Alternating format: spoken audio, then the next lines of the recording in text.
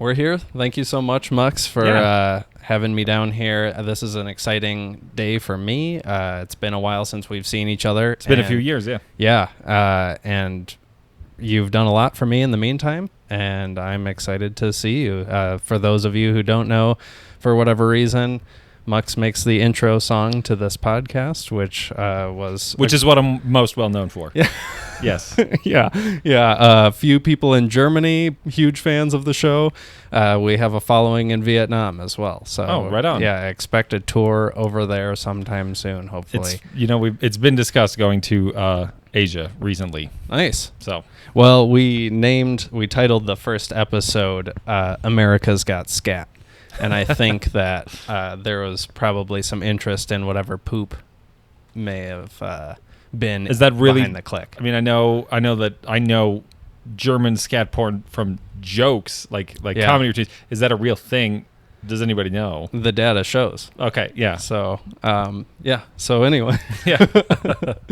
Outside of that first episode when I made that placeholder crappy intro song on GarageBand, they've all been Mux, and excitingly, Mux has announced a new album coming soon. So that's something that I'm very interested in. Yeah. Skulltaste 2. Mm-hmm. Do you want to talk about it at all?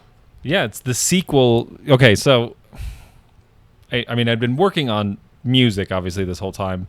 But we got to the point where it was like, well, I need to put together an album, and we need to, the past couple albums have been great, but now working with a manager, we wanted to have a stronger branding for me, something that made sense. And the strongest idea I had was I thought it would be really funny to have a sequel to the first album.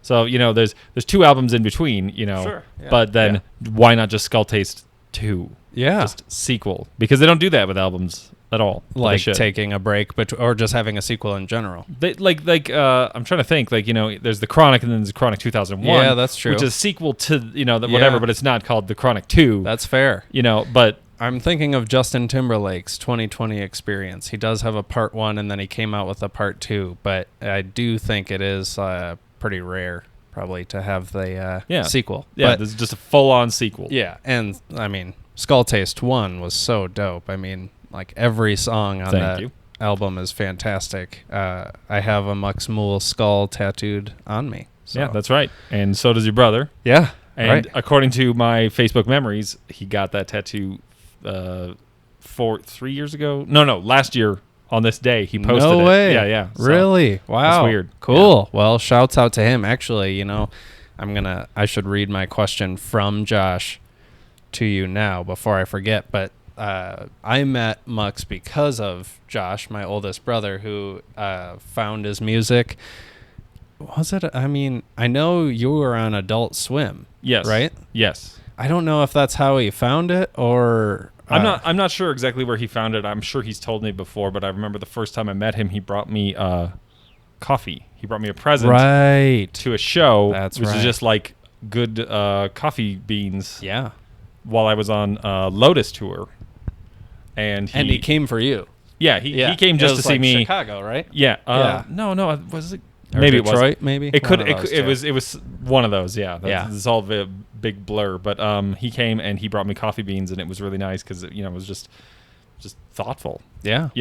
He's like, I wasn't sure what you'd want, but I figured probably this. I think he said there was a reason why he got you coffee. Maybe you were posting something about coffee, or I don't know. But yeah, there was. Yes, right. There was something. There was a reason. Yeah, but that's just the kind of guy he is, and I guess that was enough to spark an acquaintanceship that turned into somewhat of a friendship that has blossomed, and I'm fortunate enough to have met you. I met you at the Blind Pig in Ann Arbor. That's Michigan. right. Yeah. We stopped. I don't know if that was the first time I saw you. It may have been the second time when you were touring Planet High School. Okay. Yeah. I think the first time I saw you, they were both at the Blind Pig. I remember early on. So I can't remember. I want to say like Charles Trees or something. Yeah, that would make sense. Yeah. Yeah. Maybe that was. I remember Mogi also was the second time. I remember because we saw him at the record shop. And he's got a new album coming out too. Really? Yeah. Dope. I wish I had the title fresh in my head, but You Me know, too. Shouts out to Mogi Grumbles. Yeah, shout out Alex Tam. Yeah. He did the real smart thing and he got married. That's what. Yeah. Yeah. Does he have a kid? What's that? And they have a baby. Father Yep. life. Yeah. That's. I think Josh told me that. And and then he has a new album coming out. I'm really excited for that. That's awesome. It's probably been a little while. Yeah. It's been a while. I mean, I don't know what his workflow's been, but in terms of releasing, it was like obviously he's focused on the baby. Sure. Diapers, music, right. maybe. I don't know if he still has his GTI, but he probably sold that too. I didn't remember what he was whipping around in. Did you guys take that to Kalamazoo when we had the show at Shakespeare's? Yeah, I believe that's Okay. He never got to drive that thing, and then, or he never wanted to drive it, and he had another car, and he just loved the GTI, so he just never drove it. But then he drove it to that show where we had this is Josh's Mario birthday. Kart or something. Yeah, right, on the big screen. Yeah, that was really cool. At Bell's Brewery. So this was in Kalamazoo, and then Josh he worked there at the time, so they let him rent out this back concert hall essentially for whatever he wanted to do for his birthday. That was so fun. We had video games like N64 on that big screen, and then I think there may have been another N64, and all sorts of games, and you played music. Yeah, that was a really fun time. Yeah, that was dope. That was dope. Probably one of the cooler, because I mean, it's like you would think you would have to have P. Diddy power to have like a musician show up and play music at your birthday party, and there we were, not having P. Diddy power. But he does have P. Diddy power in for indie artists.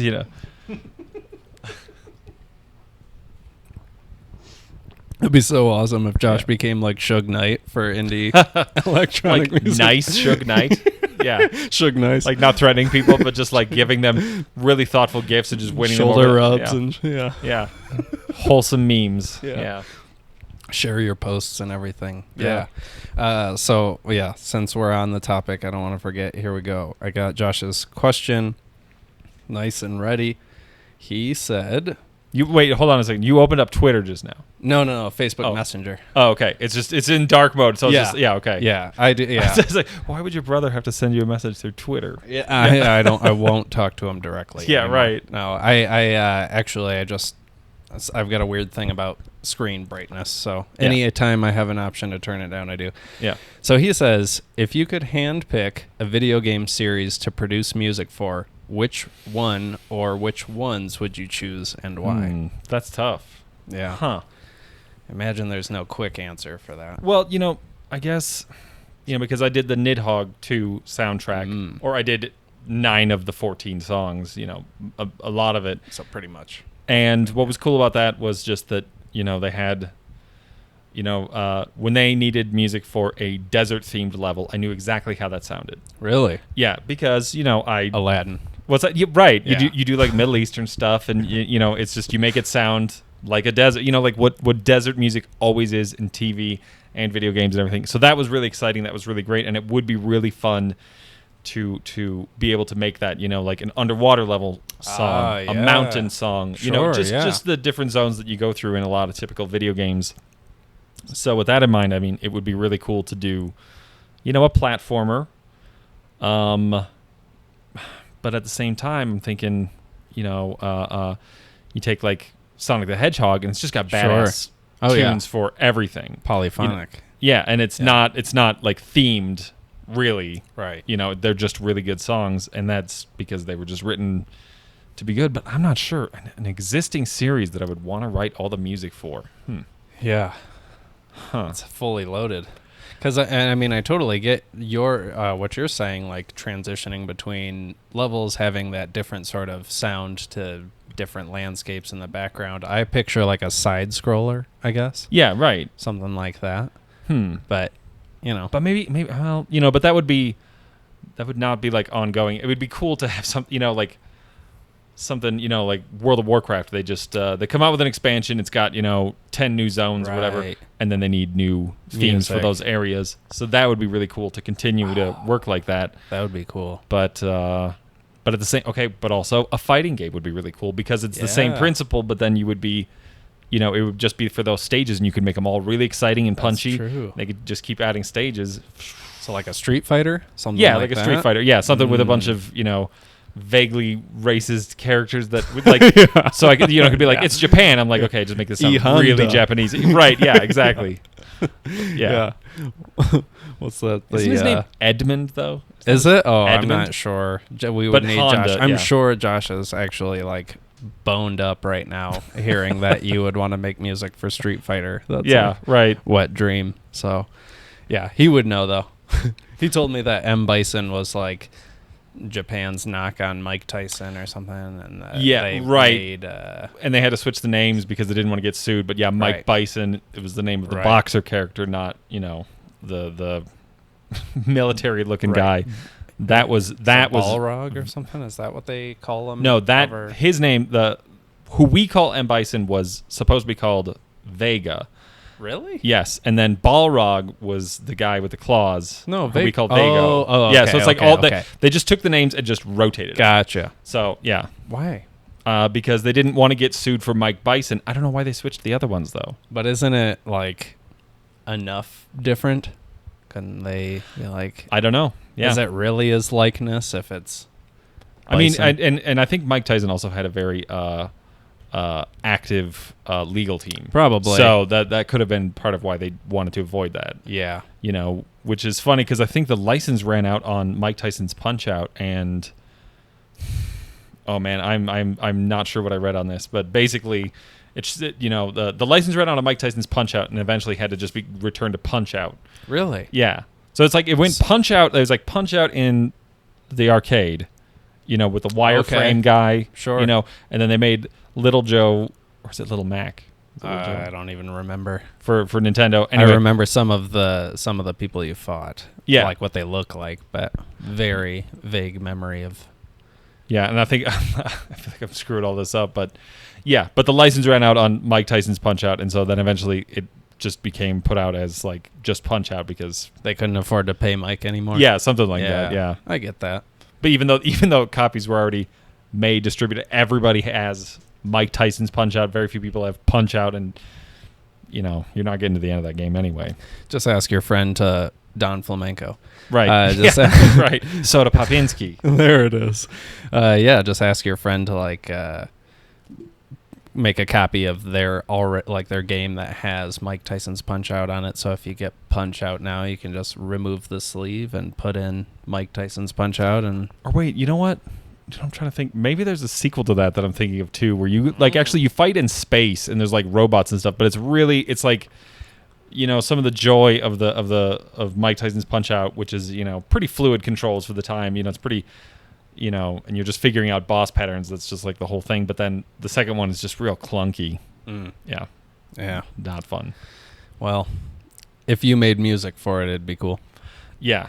And yeah, that would be cool. And I would like to produce more video game music. That would be ideal. That was some of the most fun work I've done in a long time. And it was great because it made sense. It made sense. They wanted me to make songs that sounded like me. Sure. Because they liked me, but I got to play the game a little bit and feel some of those mechanics and then be able to make songs that went with that. It was great. Yeah. How did they approach you for that? Well, they approached Ghostly first and wanted to purchase some existing songs for at least the marketing for the game. Gotcha. And from there, because they were big fans, they wanted to talk to Ghostly about having me do originals. So they got me in touch. They got us all in touch, and I talked to the developers, Messhoff, over Skype and stuff, and they were really cool. And at first, they asked if I could, they commissioned me to produce originals, and I tried, and it didn't really work. I was making stuff, but I wasn't sure how they were going to feel about it. I wasn't entirely confident. And then in, I think, the beginning of 2017, maybe, yeah, they flew me out to San Francisco to play play a show at the Game Developers Conference. Oh, that's cool. So yeah, and which was really cool because I got to play a show with Phil Fish, the developer who did Fez. Okay, that sounds familiar. Yeah, there was a documentary about it that I can't remember the Was name it of it. a side scroller, right? I probably watched it. It's a side scroller, but then you can rotate it 3D, like the environments or whatever. Your little square guy. Yep. Anyway, but he, I get to play a show with him, and it was cool because it was like, here's this video game creator that I admire, and then he was DJing later, and then Wow. yeah. So I got to How play was with that? Well, it was funny because with most of the shows that I play are like hippie shows. Okay. Just because I played with a lot of jam bands, and in the EDM world, there's a large live audience for that. So, and I don't have a lot in common with those audiences so much. White people aesthetically, and right, sure. And I just don't. We just don't get into the same things really. Yeah. But going out to play the Game Developers Conference was great because it was a bunch of like-minded, more introverted, Sure. people, but also they're cutting loose still, and so it was great to just sort of be in that environment. And while I was there, and everybody is showing off their independent games in a big, the conference. Yeah. And so Nidhogg 2 had their own little booth, which was like right down the stairs. It was like right there, it seemed like prime placement or whatever. And I got to play the game. And now I had not played the first one, which I guess was a big indie hit. And the soundtrack was done by Daedalus. But I got to, play this second one and, just play with a bunch of people that were coming in to check it out.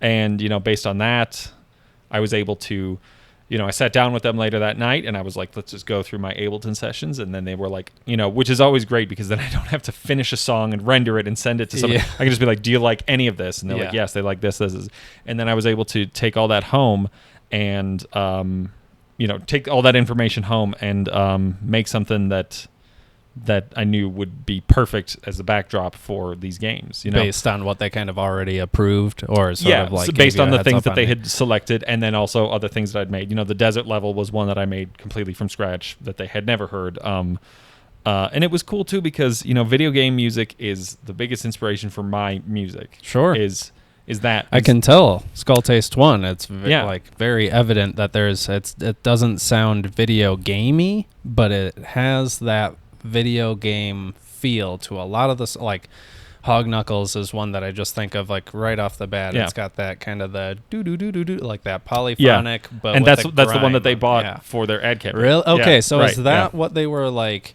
when people stopped at the conference to check it out? Was that like some of the music that was playing? Yeah, that was at the time. That was the one song that was in the game. Okay. There was only go one. Figure. Yeah, there was only one stage at that time, and like the mechanics were there, all the weapons were there, and I don't know if you've played it at all, but I it's you basically it's just it's a fighting game, but it's also you just continuously respawn, but you're trying to your character's just trying to run to the right. You're just trying to get to a few screens over, and so you have to continuously defeat your and then there's different weapons that you pick up, and it's like dagger, rapier, longsword, like just a few different weapons. Yeah, and it's really fun. And so I got to play that, and I got to make songs that did not have to be necessarily just like standalone. Like when you make beats for rappers, you don't have to add a ton of extra layers and stuff because they're going to fill that in with vocals, or singers or whatever. It's supposed to be like that, and similarly with video games, this wasn't meant. There's a certain frequency range and certain sounds that you didn't want to add, metal, clangy things like that, because that would, interfere with the swords. Right. Wow. Nice, So that was cool. And then, I just made all these songs that were, audible and, had these movements and parts, but it, you didn't have to worry about it getting a dance floor going, right? Or having a super clever structure or anything. It just had to make sure that it looped from the beginning to the end. When it played all the way through, that it started over right away. Right. And you just kind of don't know where the song might start or end or whatever. It was all really fun challenges, and I would love to do more of that. That's really cool, man. Yeah. Is that a PC game or is that? It's on PC, PS4, Xbox, Really? And Switch. Yeah. Wow. Well, Yeah. I have a PS4. I'll have to check that out. You have to check it out. Maybe I can get you a promo code. Do you get royalties for it? Yeah, it's a little complicated, but I do. Not on the sales of the game, but the album, which also has Daedalus on it and Baths and Dose 1, that came out on vinyl. So really? I So get- it's I like get the royalties from that. soundtrack for Yeah, the game. for the came game. out. Yeah, Okay, and it's that's pink. dope. It's beautiful. Wow. Yeah. Cool. Do you have one around here? I think I have one here. Cool. Yeah, I can show you. afterward. I'd love to see that. Yeah. That's cool. I'm gonna have to check out the game as well. But Oh, and I do have a copy of Skulltaste for you, the vinyl. really, Yes. Yeah. that's so dope. I remember buying Planet High School, bringing it to your show, and I was like, "Dude, could you sign this?" And you're like, "Well, it kind of already has my signature." It on does. it. It does. But, yeah. yeah. So Well, now it has looks two. like it. Yeah, right, It's yeah. like two exactly the same. Obviously was not a consideration like, I'll be signing these. I probably should. Yeah. Well, yeah. I mean, it just so happens that Yeah. your signature was like the exact same font. But yeah, Yeah. it's funny. It's yeah, right next to our record player. Oh, nice. Yeah. You know, I So went to, good. okay, so I went to a listening party last year. Kanye. No, no. It was some friends of ours, and they hosted this listening party. Everybody was supposed to bring one record that meant a lot to them. Oh. And we were all going to listen to everybody's selected songs on a very, very nice stereo system, like very nice record player and very nice speakers, you know. And we would just listen to people's songs and go around and everybody sort of talk about how they feel about that song. And it was really a great idea because, again, as an introvert, like I kind of like the you know, the order there. We literally you know? do that in group therapy. Do you? Yeah. Right on. Yeah. Yeah, and it like I was super into that idea, and of course I brought Planet High School, and I brought What'd you play? Which song? I Ruin Everything, Oh, okay. Nice. which you know, that song is special for me just because of, you know, it really felt, I made that more or less all in one night, and I really felt like I'd channeled something with that, where it was just like the song was just coming out of me, like it was just happening, and it was really cool because I also felt, I was like, how am I you know, like it was this great journey of like wanting to make music early on and not knowing how to do anything, and then there's that moment where I was just like, oh man, I can like really just make anything I really want, like Yeah. this is really just happening, and this is really good too. Quickly. And, so, and I remember I played that for everybody there, you know, but everybody else just brought like, you know, Stevie Wonder or Sure. like, you know, and then I'm talking about my own song, and the guy who went after me, he's like, well, I don't want to follow that up. He's like, I got Phil Collins or whatever. Yeah. Yeah. Yeah. But- not everyone's gonna be. Yeah. Not everybody brought their own record that yeah. they had pressed. Yeah. Yeah. Butterfly Technique is fantastic, by the way. I mean, That song, if you're going to go to Burning Man, there's an installation that'll have that song really, playing. Yeah, big something for Burning Man. too much sand for me. Yeah. But Yeah. yeah. Yeah, I'm not going either. Yeah. I will went go to- if I get paid, but no. Yeah, about 8 years ago, 9, yeah, something like that. 8 years ago, I went to a few festivals, you know, Electric Forest here and there, Yeah, yeah, North yeah. Coast, but I feel like I grew out of it pretty quickly. I don't have anything against it, but it's that introvert aspect Yeah. that shines through. So Yeah, and you know what's funny is I've played a lot of festivals, and I was never truly stoked on playing any of them. Mostly because, you know, to me, you know, it's like my favorite part, of course, is when I'm on the stage and being able to play. Sure. I love that, you know, just being able to do that. That's great. And there's a lot of things around it that are just nightmares, you know, and that's like, I don't have temperature control. I don't have volume control. You know, like I don't have a safe place to sit or set my stuff down, you know, and just people could just be approaching me at any time to ask me anything. You know, it when thinking about it, it kind of freaks me out. Really? So that whole prospect was always just kind of like a little bit of anxiety, and I never really got to let loose. And of course, but now that I'm getting older, instead of growing out of that, we went to a festival just last week that I played. Really? Oh, Called- cool. Yeah, called Priceless, and I played Priceless years ago, and I enjoyed it, but not as much as I did last week. That's cool. What was different? Well, I feel like I was different. You know, obviously having you know, Aaron with me was great too. You know, because you know, like I don't have to feel like I'm gonna Alone. Yeah, I'm not Oh, alone. yeah. But I also, you know, I just well, and they got me a hotel room too. Oh, so that, nice. You know, Yeah, I did, cool. I did Celebrate. not have to stay in a tent. Yeah. But it just, you know, I appreciated it so much more because I don't know. I just maybe you know, these days I there didn't seem to me, there wasn't anything for me to gain from it earlier. You know, there's no like freedom I needed to like explore. There was, you know, it wasn't about to take my clothes off and jump in the river or anything. But now as I get older, I'm like, yeah, maybe.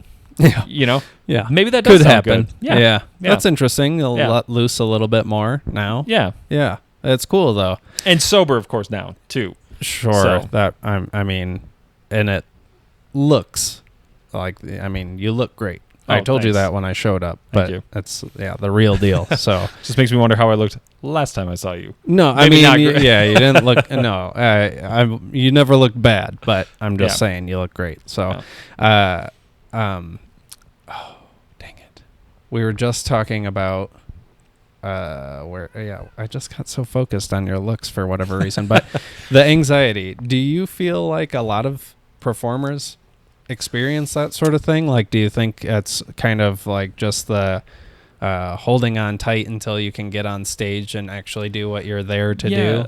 You know, I'm not entirely sure. And you know, I know that it's not like a type A personality, type B personality. Sure. I know that introvert, extrovert, you know, that's a whole spectrum of things. You know, it's not just one or the other. Yeah.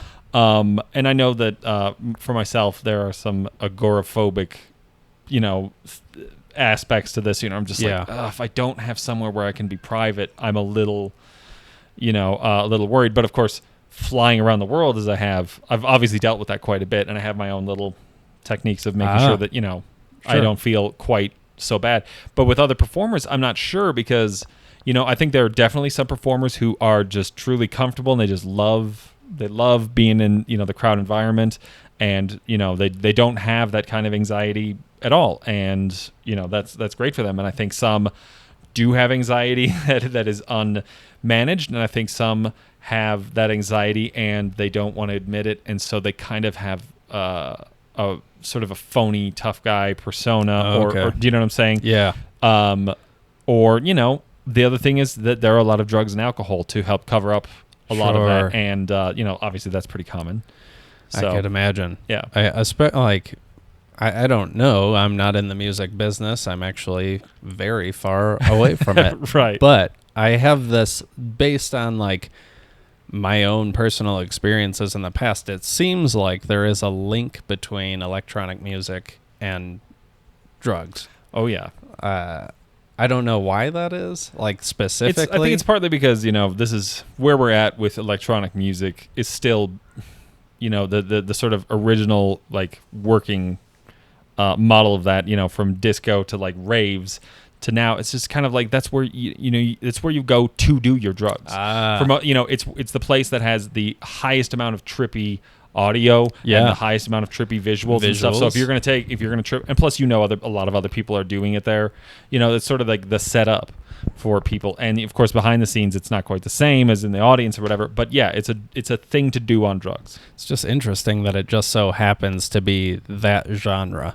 Like it could be, it could just be anything, but it just so happened to be beep boop, beep boop. Right. You know? And what's funny about that too is God. that, you know, when I think about a drug experience I might want to have, it is anywhere but at a concert. Yeah, pretty public. Yeah, I would want to, you know, be you know, with people that I'm close with, and I would home. You know, at home. Private. or just like hiking or you know, be able to have a variety of things to do.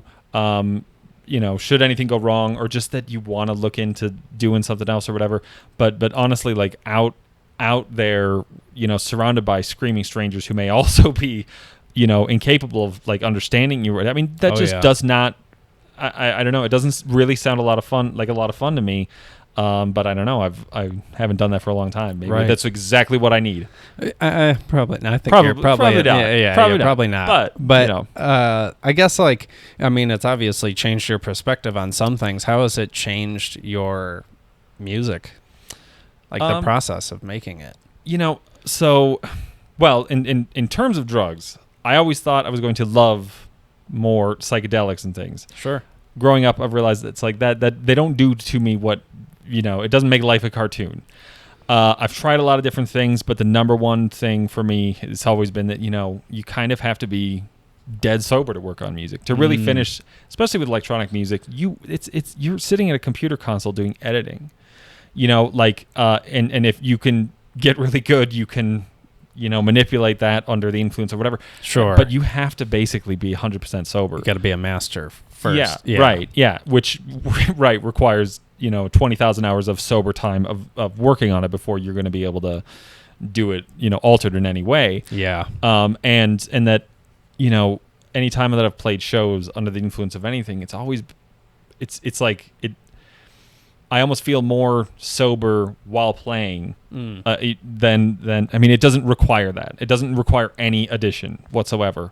That is the most exciting thing, is playing. Yeah. Yeah, it probably snaps you out. You almost have to focus. Yeah, you really, deep focus. Yeah. To make sure it's going well, especially being a live performance. Yeah, you don't. It's not just like you don't want it to go wrong. It's like you want it to be good. Like you're up there like that.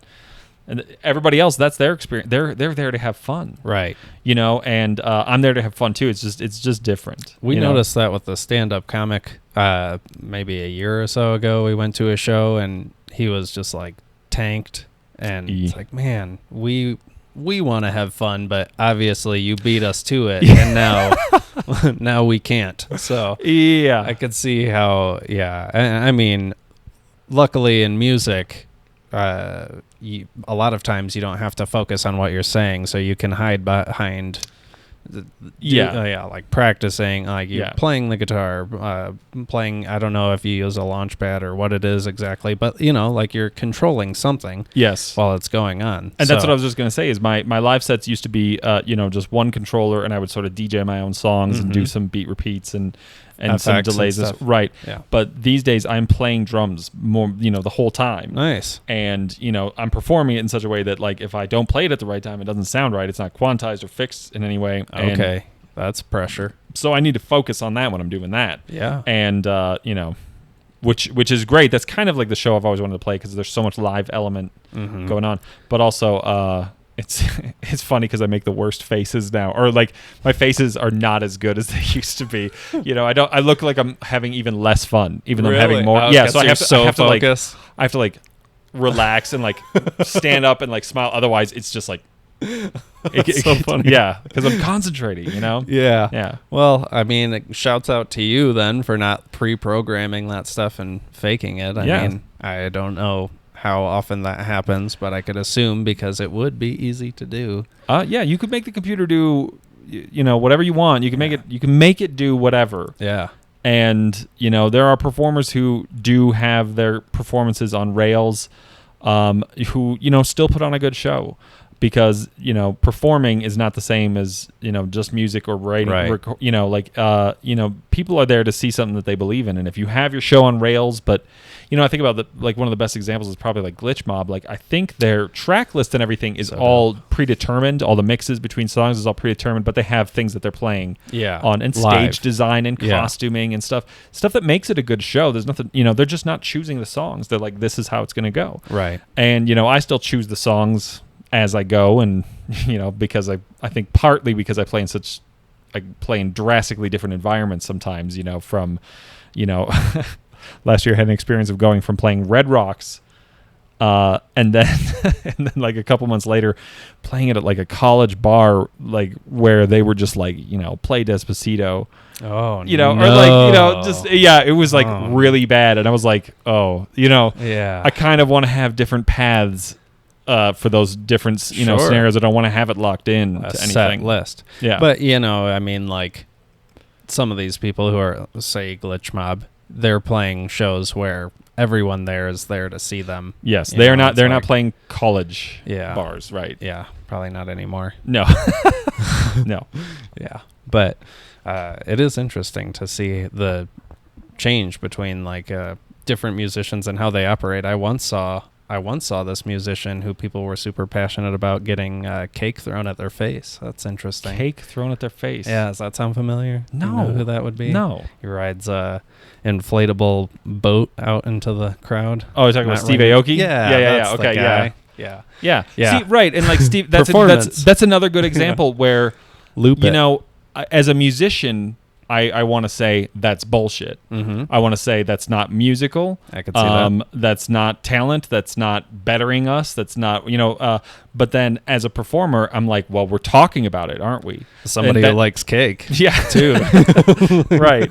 Well, and but it's a thing to talk about at the show that people go to see. Yeah. And it brings all these people together for what is ultimately actually a musical experience. And it's just like, it also seems like fun. I would like to, one of my bucket list things is I want to stage dive at some point. Really? I would like to. Yeah. Ooh, I wonder what that feeling is like, deciding whether or not you're going to do it or the first time. Right. Wow. And like, what are you ready? Yeah, right. I'm going to dive. I'm very tall. Please catch me. Yeah. You have to like pick out in the crowd. These people look stronger. See, because I could have done that at that college gig because it was so packed in there. I could have just jumped on top of those people. You just play Despacito really loud, and then you just jump in. They're just so happy I stopped playing my music and put on something they heard. Yeah. When you're playing music at shows now, is it music from your catalog, or are you already starting to play music from Skulltaste 2? It's I've had a lot of different phases of what I play live, and for a couple of years I was just playing like unreleased stuff because I'd gotten sick of what I was playing before. I've gone back to playing, what are my most popular songs, and Get Better John every I was just night. gonna say, is that gonna I would assume that's probably the most requested. Yeah, that's the most requested song, and I always play that. And then I've played some new stuff that is not going to be in the album, but in general, everything for Skulltaste 2, no one has really heard because I just want it to be completely brand new for people when it's out. Yeah, that's cool. Yeah, you sent me the one track, and it sounds. I'm not going to get into it because. Wait, which one did I send you? What is it called? Sorry for your gloss. Yes, yeah. So that's the one that's in the preview video. Oh, okay. Yeah. Okay, cool. Yeah. I didn't actually hear the music. Okay, but that's dope. So that one is quite a branch off from Skulltaste 1 sound-wise. Sure. It's like more of an organic feel, I would say. Yeah. What made you decide to make the sound change? Like, it's a pretty significant sound. Well, and Skulltaste 2, just like Skulltaste 1 and everything I've done, is going to have a wide range of sounds on it, or not a wide range of sounds. The funny thing is like just a wide range of BPMs. Okay. That was one of the things about Skulltaste that everybody was just like, we're not sure. It was like Pitchfork is like, we don't know how to categorize this. It's like, well, you're a music reviewing site. How could you not? Maybe just shouldn't. I don't know, whatever. Yeah. It's not like it's all that different, it's all, anyway. But with that one, part of what influenced that song specifically is that's Shigeru on those drums. Yeah, right. So, I think following his drum phrasing just sort of is what made me want to make something like that.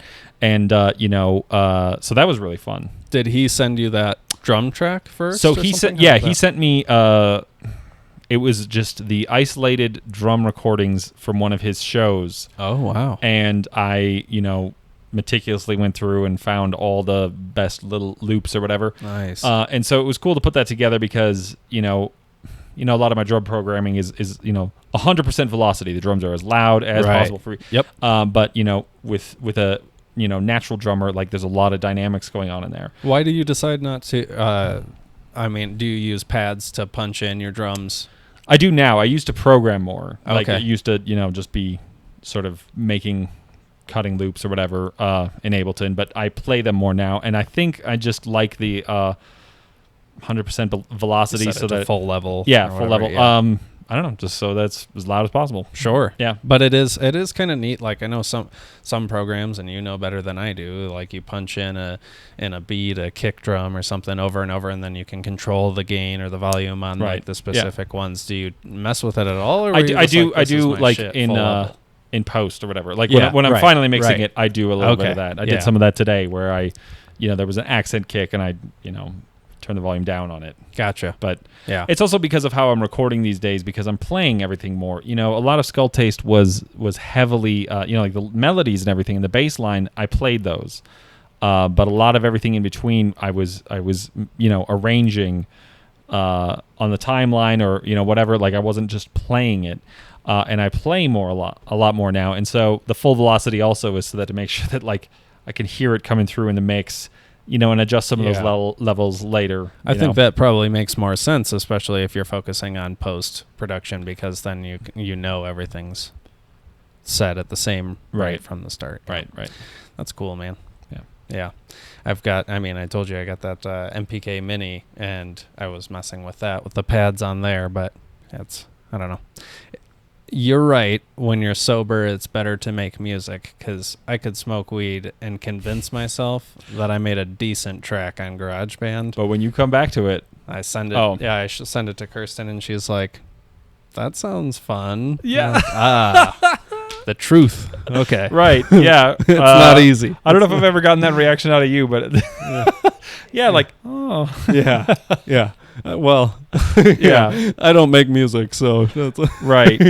No, but it's the other thing about, making music when you're high is also really fun. Absolutely. I just know the difference between it being really fun and it being actual work, right, or actually usable. And one of my number one recommendations for anybody who wants to make beats is I always say, like, go hang out with your friend and go get high.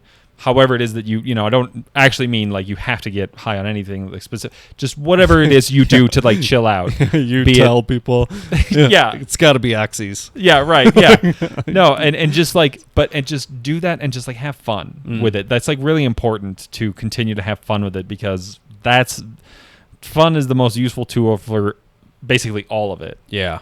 Because it gets especially with electronic music, it gets unfun so fast when you have to manage libraries, when you have to, it doesn't work, it's expensive. It's like, it's a lot of not fun things to sit down and make something fun, unless you're fabulously wealthy, in which case, you probably suck anyway, but right. Yeah. But it's like, just do what you can to make it fun. Yeah. I think the fun, and then being consistent.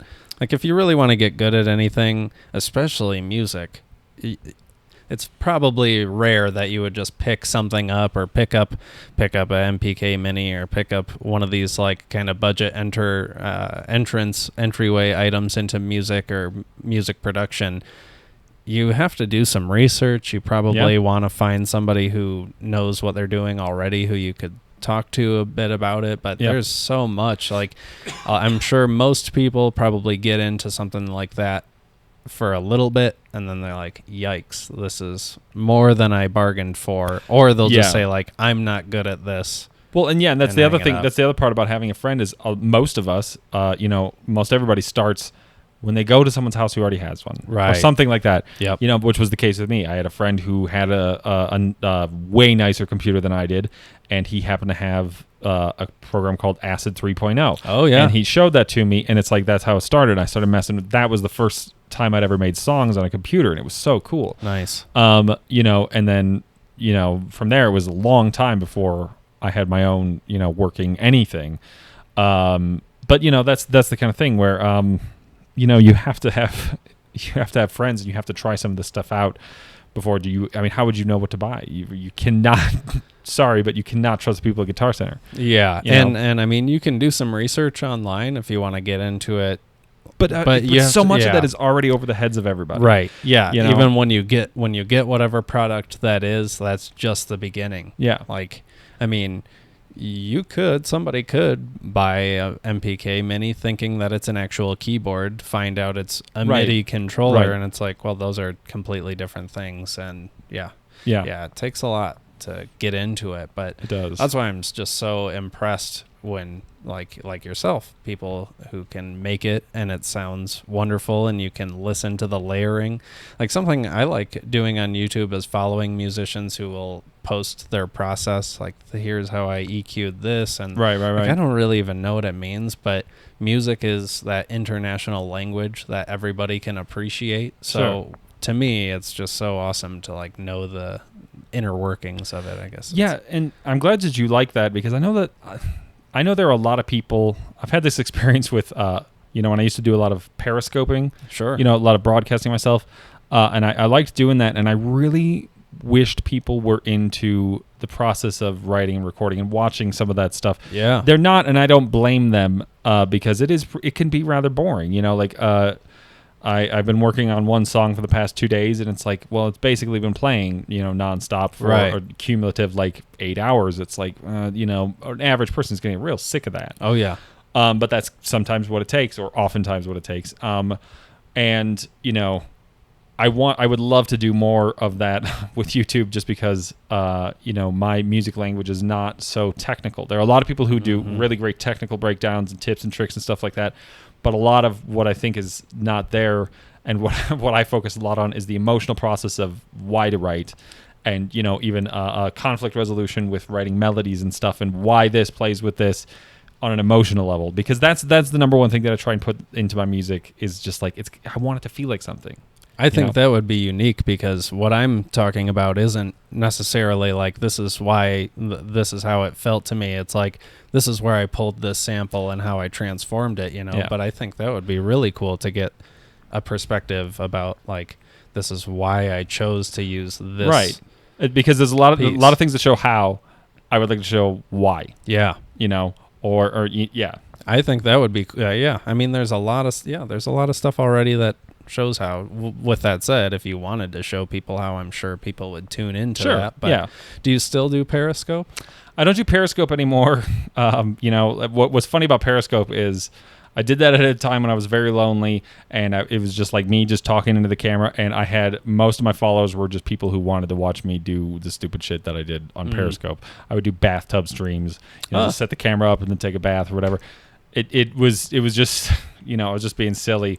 So it was funny because I had a million, not a million followers. I have 1 million likes, Sure, or whatever, on my Periscope, and all those people just watched because of just me talking. They had no idea I did music. They had no idea that I drew pictures. That just That's what we're doing here. Yeah, right. Just talking. Yeah. Fingers crossed. We'll get those. We'll take your million. Get those likes, Periscope. Yeah. We should have done this in a tub. Yeah, I didn't think of that. Yeah, we fucked up. We got a big one here too. So well, next time. And from what I understand, the bathroom is the coolest place in the house. Oh, all right. Yeah. Well, for you watchers, the next time, we'll broadcast live from the tub. Yeah. But does Periscope? That has probably a larger reach than Facebook, right? As far as notifying people. No. So what? Really? What I remember happening is Periscope. The technology for Periscope, they were the first ones to have the broadcasting from the phone to be okay. So that's why I was into it. And of course, Facebook Live came out shortly after. It was pretty janky at first, and then of course took over because people were killing people on it. What? Oh, that's right. Yes. Right. That's why. Rest in peace, Philando Castile. Was that on Facebook? That was on Facebook Live. Yeah. Jesus Christ. Yeah. But it's the live broadcasting world is really cool, and of course a lot of it's now on Twitch, and I would love right. Yeah. Which and seems perfect for you with the video game love. Exactly. Yeah. The only problem with that is that to broadcast on Periscope through my phone, everyone looks the same because you can't plug in an external camera. You can't do it from a computer. It's all from your phone on Sure. So it's fine if it looks like crap, essentially. With Twitch, the fidelity is way up there.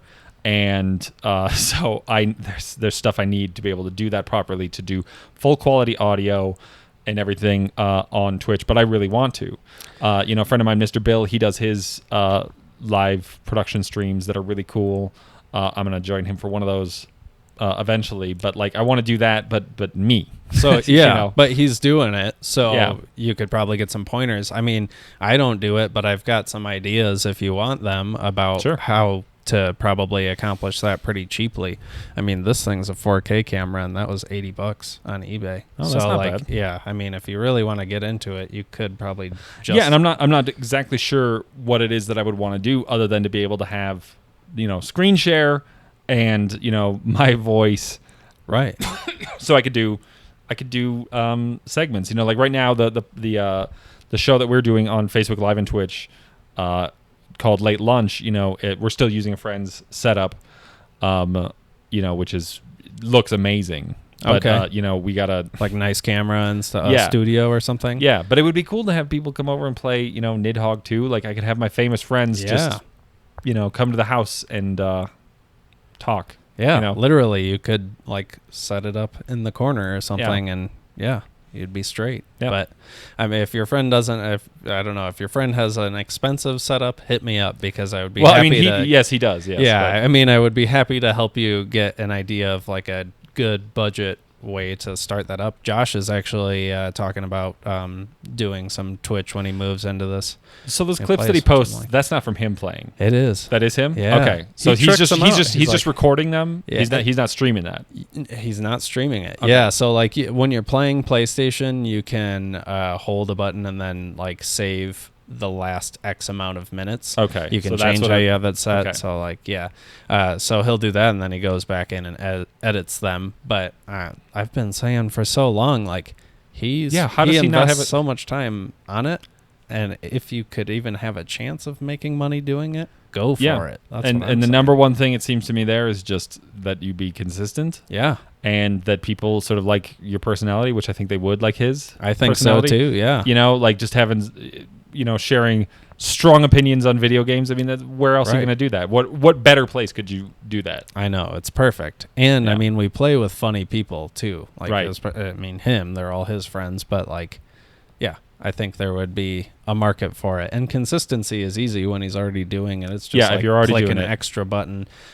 With this, I guess there's more of a production to it, but that's what I keep saying. Like I've had people ask, like, well, why are you doing this? Essentially, Yeah. But if you just do something over and over and over and over and over, eventually, people catch on to that. So Yeah, I mean, that's definitely true. And then, of course, one great thing about when you discover something that you like on, like, say, YouTube or whatever, and then you really start liking something, and then you realize there's this huge back catalog that you can go explore. Yeah. Which I've had that experience with Angry Video Game Nerd.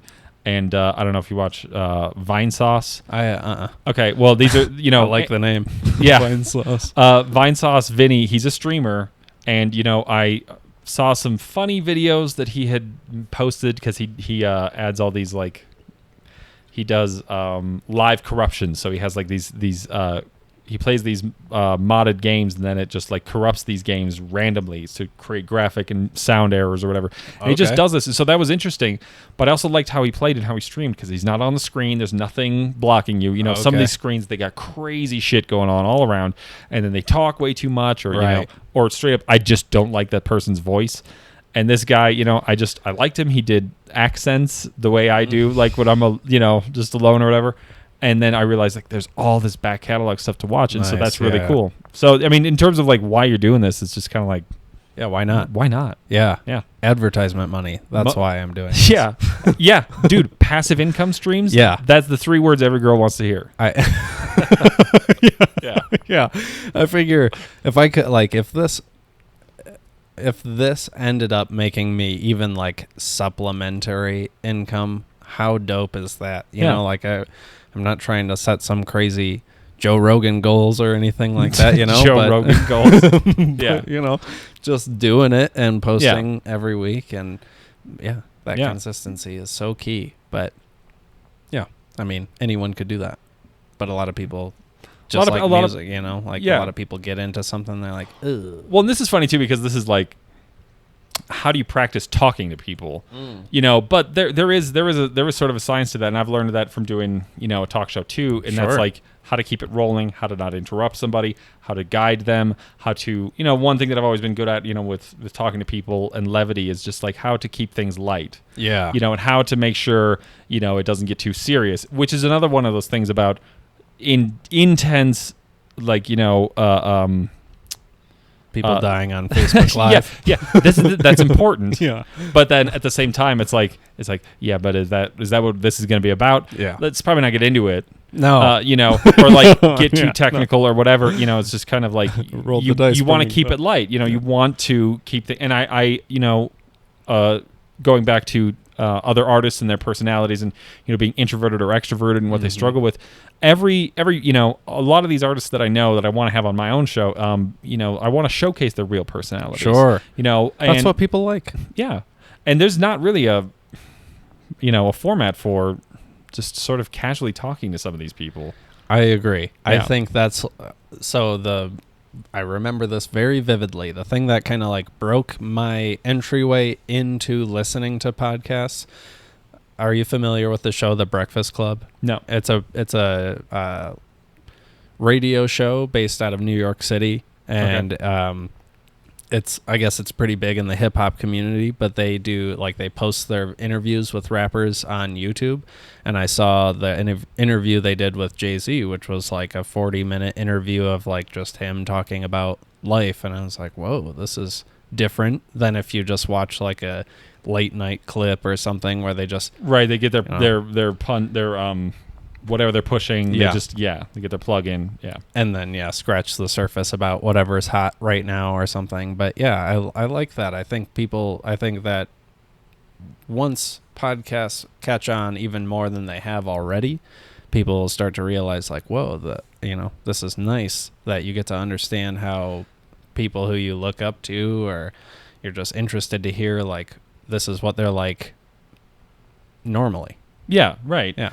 I mean, and that, how some people, one of the things is like, wanting to show how people are in real life, because I think about Zach Shigeto, and how, for a long time his sort of market, or his sort of brand did seem relatively serious. He had, a lot of stuff about his family and things about Japanese internment camps and, stuff that affected his family. And it did seem very serious if you were to just read it. But Zach in person is ridiculously funny. Right.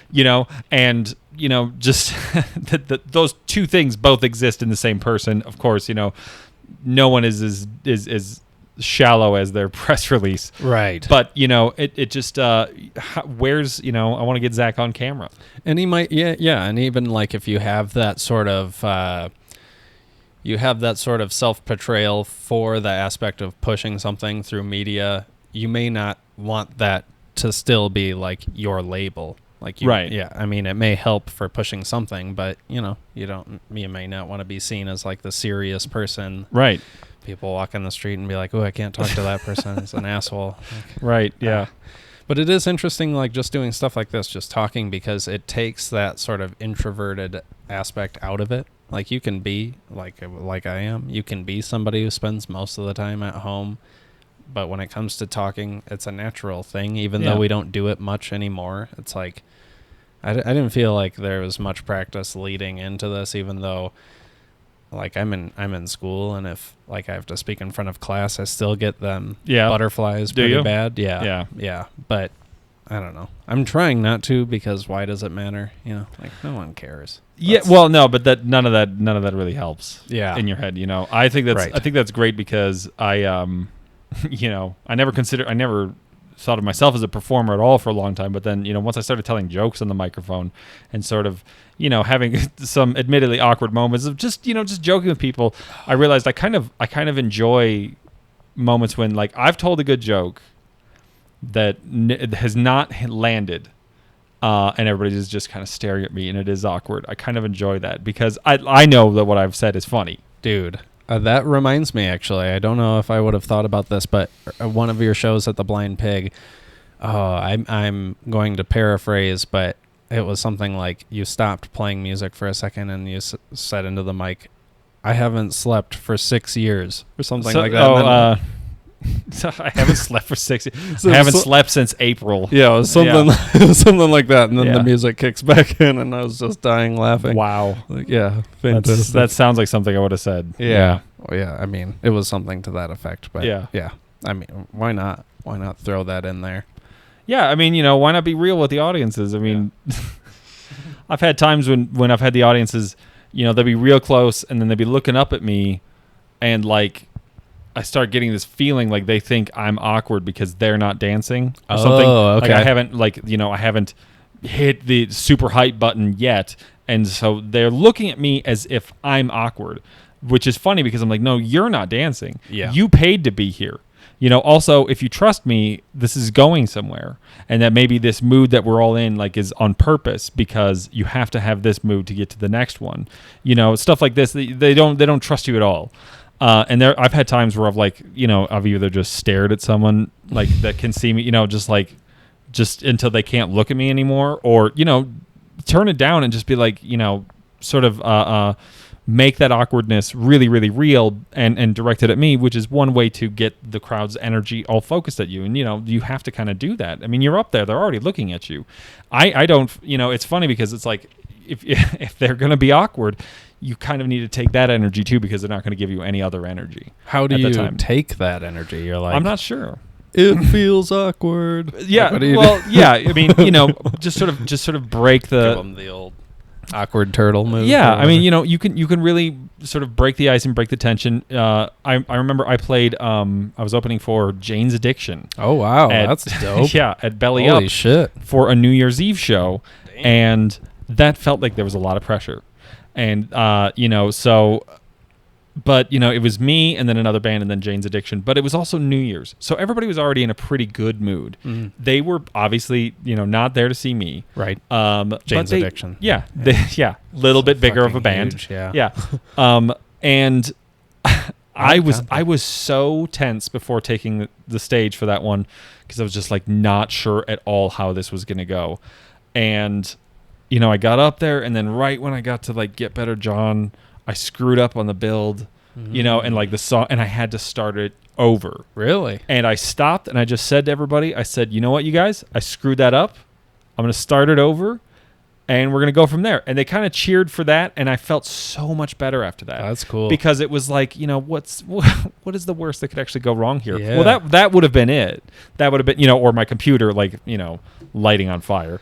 That'd have been pretty bad. Yeah. But, other than that, like, the worst had happened. And it was like, and then only then was I able to see, like, this is New Year's. And these people are, drunk, probably. They weren't drunk yet. Wow. And also, I'm not sure if they were because I think tickets for that show were $600 a piece. Whoa. So, and it was pretty hard to get to the bar. And, I was starting at maybe 9:30, something like that. Yeah. Man. But it's like, sometimes, yeah. I mean, it's gonna be tense sometimes, but yeah, wow. Just what's the worst that could happen, and then and then just do that right away. Just think of the worst, most embarrassing thing you could do. Do that right away, and then go from there.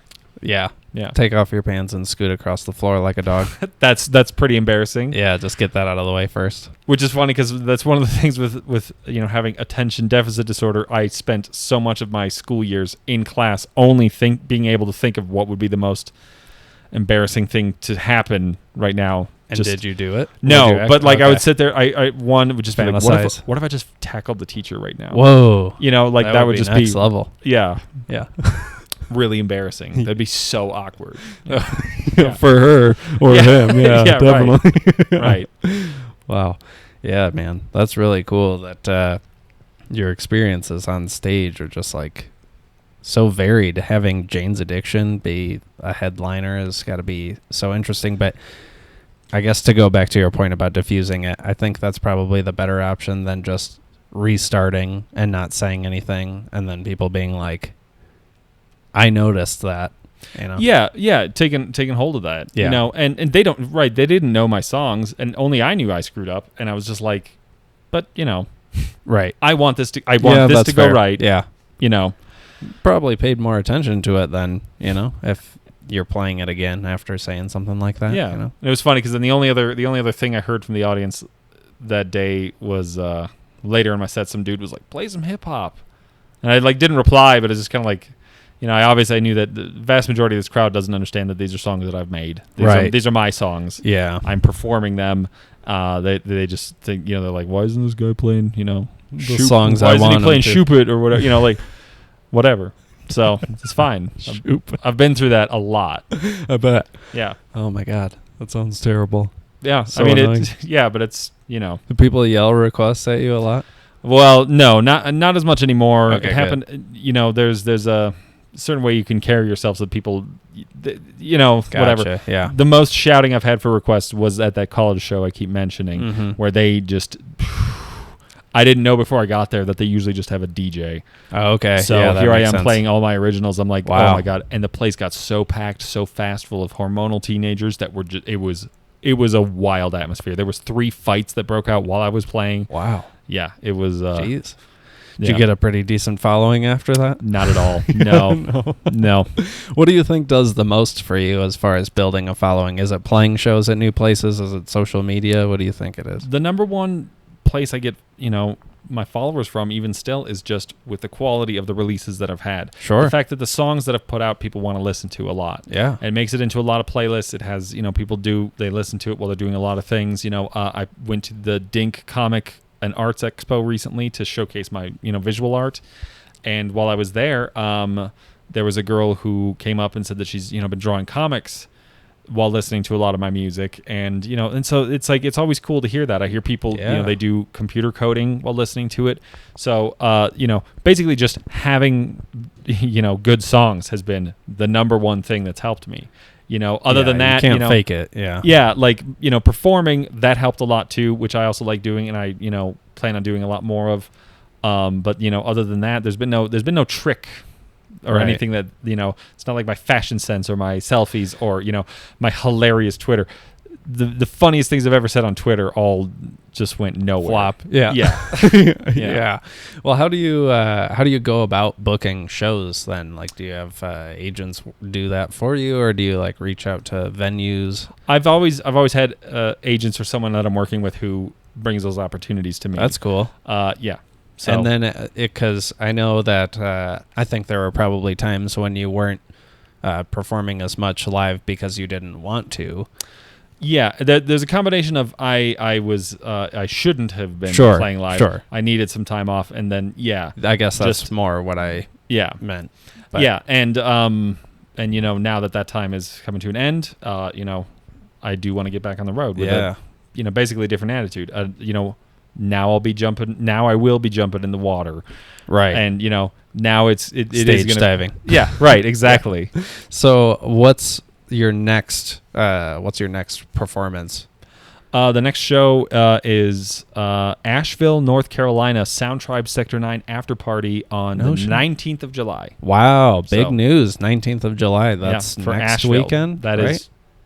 Yes, next weekend. Okay, yeah, because I'm gonna put this up. I'm not sure if I'll put it up tomorrow or Monday, but it'll be up well before this Asheville show. So, I mean, STS9, that's dope. I mean, of course, that's gonna be a big thing. Yeah, I played with them, not with them, but opened up for them in Chicago back in March. That was really cool. I haven't played Asheville in a while, but that should be that's awesome, great. Man. Yeah, with my team, Hawk's Nest Music.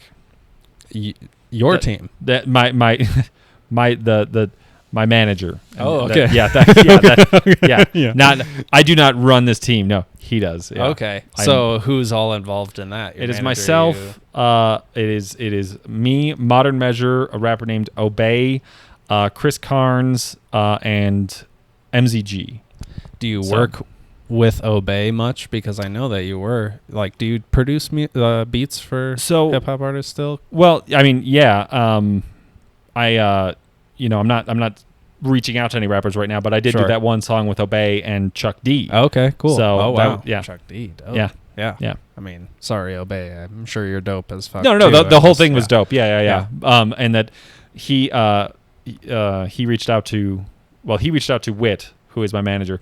We all work together now, but and then Wit, who's a friend of mine, I've just known him for years through touring and stuff. He's worked with Bass Nectar, Pretty Lights, and a lot of and now Sound Tribe. Like he's he wanted to work with me, and he asked me if I had any beats, and for Obey, and I said sure, and I submitted it, and then of course later comes back, he loves it, and actually Chuck D heard it and wants to guest on it. Wow. So I was like, yeah, you're just like, I'm glad he heard it. Yeah, right.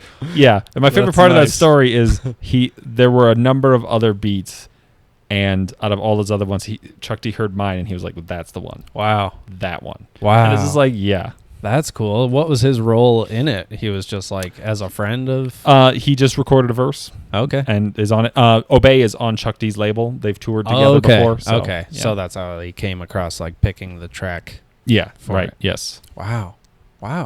Cool, man. Yeah. And then after Asheville, I don't think I have any other performances on the books right now. Okay. I'm spending a lot of time recording right now and just getting this album finished. Sorry, a little sidetrack, but you mentioned earlier the visual art. You were talking about that with somebody recently. I was thinking about that on the drive down here. So I'm assuming you made the whole visual clip for the announcement of Skulltaste No, 2. that is just Skulltaste 1 assets that we've animated. Really? Yeah. Skulltaste 2 is going to have a similar aesthetic, but grown up. Okay. So I have working with a really talented artist on some cover work right now. But again, that's also going to be a surprise when that comes out. Sure. You know? I mean, the first one's so classic. Yeah. Obviously, I have some favoritism towards that Right, yes. look, but It's gonna have a lot of skulls. Yeah, It's course, as it should. Yeah. That's really cool, man. So I don't know if you want to say it, but like, how far into this project are you? I mean, in terms of artwork and song titles, there's a ways to go. Because song titling is difficult. Yeah. I'm at a point right now where I have a good, a majority of the songs picked. They're not, but they aren't completed yet. I have to go do a lot of final touches and stuff. And I'm debating whether or not to add vocals to certain things. Really? That's cool. Yeah, because if I were to add a vocal that says that has a little wording in it, like Wax Rose Saturday or something. Yeah, then you got a title. Then I have a title. Yeah. So I'm deciding, do I want to just leave it instrumental? And it'll probably still be largely instrumental. And I'm working. It's not going to be any more vocals of me. But how do you come up with the names then? I have a randomizer, a whole bunch of. I have a note on my phone that has things that I've heard that sound like good titles. And I wish I had my phone with me because I could just show you some of them. But wow, I'm sure it's fascinating. Yeah, gosh, I can't even think of one right now. But I mean, looking through the catalog, you get an idea, or just like electronic musicians in general without vocals. It's like, how do you come up with it? Yeah, how did you pick that? I for Skulltaste, I always thought there was just some word combinations that felt a little jarring and interesting that I just wanted to put in there. Yeah. And breakfast enthusiast. Right, yeah, yeah. And even Get Better John was just like, it was just like, I didn't know what to name the song I was working on, but I was thinking about a coworker at that time. And I was like, yeah, I'll do this. And then I just kind of stuck with it. It wasn't so much, it wasn't, the narrative. There's no wasn't emotional tie between not quite the yeah music. I mean, there is now though. Sure. But yeah, it's just funny that it just What's your favorite title that you've come up with? Favorite title that I've come up with? Not the same as favorite song. Trying to think, because I've had some funny ones. Sure. I mean, Live at 7-Eleven was always funny to me because it was actually meant to be pronounced Live at 7-Eleven. Really? Yeah. No shit. But it became Live because everybody kept saying that. I was just like, oh, yeah, I guess so. But yeah, I totally thought it was Live at 7-Eleven. Yeah, and so I've changed it now to, wow. But it could be either. Yeah, it could. They're spelled exactly the same, but it never, ever crossed my mind that it was Live at 7-Eleven. You're right, because when I was in New York, I was basically living at 7-Eleven. Wow. It was just the one place I would go to every day because I was fat. I mean, Live at 7-Eleven does sound really dope, though. Yeah. Yeah. And I still really like 7-Eleven, but, We just passed that holiday. Did you get a Slurpee? I did not. Yeah. Me neither. Saw a picture. I don't know if it's real or not, but I saw a picture of this dude he had like a kiddie pool up to the Slurpee machine. Right, Like that counts as a cup. Well, and the 7-Eleven here, this is not as friendly of a place as some, 7-Elevens are in. Yeah. So it's like they weren't letting you just do whatever. They chase you out. They had these tiny little cups. They were like, you get this much. Oh, wow. I didn't get any though. Yeah. Probably for the best. And when we went there the day after, it was just destroyed. Yeah. Yeah. The whole Slurpee area. What a mess. Yeah. That was just yesterday. Was that yesterday? The day after. Oh, yeah. So it was just, okay, yeah. Sorry. That would have been weird. I went there earlier today. I went there tomorrow. Yeah. I'll be at 7-Eleven every day forever. Future subjective, pluperfect subjunctive, something. Yeah. Can't figure that out. Yeah, that's okay. Yeah. Oh, man. Cool. I wonder where we're at on time. I think it's probably been a little bit. Let's see here. creep in. Oh yeah, dude, we're doing it. Yeah, We're We're just good. talking. Just Yeah. really good at this. This is all freestyle. Yeah, if you want to co-host my podcast with yeah, man, I gotta come down here again and do another one with you. Yeah, if that's sure. cool. Love to. What's your sorry, it's called early lunch. What is it again? Late lunch. Late lunch. Late Sorry. lunch. Late lunch. So Yeah. what is that set up like? You said you do it at a friend's house? Yes, we do it at a friend's house who he does some Twitch streaming and stuff, and it's a multi-camera setup. Okay. It's myself and my friend and my manager Whit, and then we interview artists. And we are still working on the format. You know, I used to do this show with a blog called The Unts, Okay. and that was a little more low budget. We were doing it with our I phones. think I remember you posting Yeah. stuff from the aunts. And it was more about just the charm and, you know, just the dynamic of talking and who we were going to interview. And that was always really fun. Whit liked the idea when I did that before. I actually had Whit on as a guest. And then now Whit and I are are hosting the show. And, you know, the cool thing now is that we have video games that we can play with guests. Oh, tight. So that's been really fun. We've had NBA Jam and Nice. Mario Kart and, you know, what was the other one that we didn't get to play? Mortal Kombat. We couldn't get one of the controllers to work, but we still played it, you know. I want to do that. Yeah, so it's cool. So it's like Sounds like fun. It's basically like 45 minutes, you know, just sort of talking and interviewing, listening to, you know, some of the artist's music, and then playing a game. Wow. Yeah. It sounds like a really cool format. It is, yeah. And you just do it whenever you can find an artist to be on? as a Yeah, guest? and yeah, the idea is just that we're going to have, you know, people who are in town just come by, you know, just sort of just personal relationships, just Sure. asking for them to come on. That's cool. And of man. course, and people in town as well. That, I mean, and with you being down here in Denver, I'm sure that makes it a lot easier too, getting people to participate in those sort of things. Like, I mean, where I am is an hour away from the airport, Right, you know, yeah. but like, yeah, having friends in the business and being in town, that's got to be a nice setup for Yes. just doing that. But Yeah. it sounds like fun, man. Yeah, it is I like fun. the idea. And I like the idea of you doing more Twitch stuff or doing Twitch stuff. Yeah, so. it'll get there, and you know, in the meantime, like I'm just gonna keep working towards that until I have a good, you know, working permanent setup so that you know I can go for it Yeah. and just have that audience, and you know, have that audience be able to send me money really quickly, you know, if they Yeah. want to. Right. You know, not that I'll be asking for that. but just- Patreon that. yeah, right. Yeah, exactly. Yeah. Yeah. And I mean, Twitch is such a, like, I mean, from my understanding, it seems like a great platform for people who are even without playing video games. Like some people put podcasts on Twitch Yes. Yeah. or, yeah, maybe a more friendly, supportive platform because most of the people are probably on that introvert side of the, Yeah. yeah. Yeah, and I can stream shows from home. I can Yeah. play concerts to people in their own homes, and I would love to do that. That's dude, it's so magical being able to do stuff that you really like to do from home. It's Yeah. such a gift, man. Yep. But that's why. And then this is also so- the idea is that if I do go play a show somewhere, I could broadcast that show as well. Mm, You know, and still be playing for my audience Right. through Twitch, but also at this Wow. club or whatever. yeah, because Yeah. you'd be getting all those extra eyes on it too. Yeah. I like the idea, man. Yeah. I support it.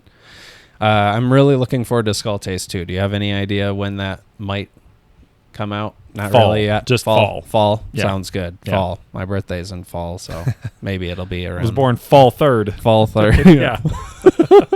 Fall 3rd, 1900. Yeah. Cool, man. Well, again, thank you so much. Sorry for your gloss. I have that track Yeah. very securely Yes. kept. Would you like me to splice any of that in for like an intro or outro to No. this episode? No? Nope. Okay, cool. I will keep that under wraps completely, but I do love it. So thank you for Okay, sharing good. that Thanks, with me. Reminder, you guys will hear that intro, outro from Mux. The one that I've got is dope.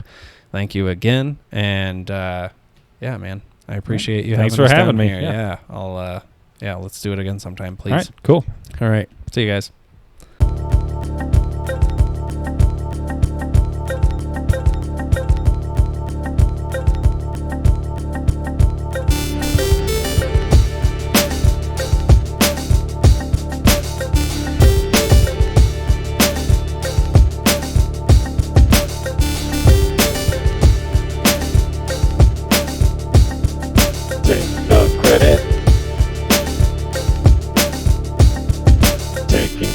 Credit.